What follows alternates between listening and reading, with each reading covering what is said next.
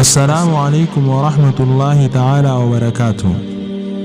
guyyaa tokko dubartiin takka dargaggoota walitti qabamanii taa'aa jiranitti dhuftee akkana jetteen, dhiifama obboleen kiyya, ani rakkoo cimtuu takkaatu na mudate gargaarsa keessaniin barbaada. Dargaggoonni kunis rakkoon si mudatte rakkoo maali jaaniin.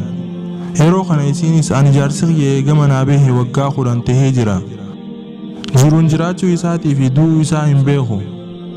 Sababa kanaaf jecha akka jaarsa kiyya kan waggaa 10 bade kana narraa hiikuuf qaadii biraan dhaqe. Garuu qaadiin hanga jaarsi kee dhufuu sirraa hin hiiku naan jee.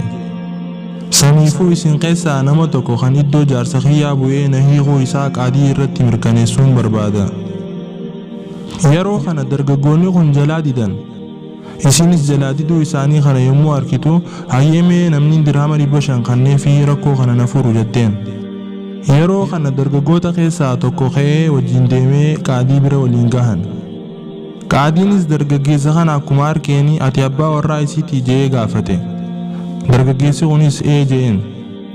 Yeroo kana qaadichi kun erga waggaa dheeraa kana booda maal barbaada dhufte jeen. Dargaggeessi kunis ani hojiif akkuma manaa bahetti rakkoon na mudattee ture. Sababa kanaafi waggoota dheeraa kana ture. Garuu guyyaa har'aa kaniin dhufeef jaartii xiyyeetan akkaan firraa hiike si beeksisuuf jeen. Qaadiinis erga jecha isaa dhaggeeffatee booda isii irraa hiike. Eegasii dubartiin tun gammaddee dirhama 500 dargaggeessaaf kennite. Yeroonii fi dargaggeessi kun maallaqa kana fudhatee deemu isa qabdee qaadiin akkana jetteen. Yaa qaadii, jaarsi kiyya kun waggaa 10 masruufa yookiin nafaqaa tokko osoo naaf hin kennin kute.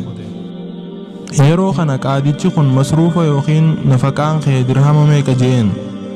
Isinis masruufni kiyya kan waggaa tokko dirhama 1000 jetteen. Qaadiinis dargaggeessa kana waan masruufa isii kan waggaa 10 dirhama 10,000 kenniif jeeni irraa fuudheef.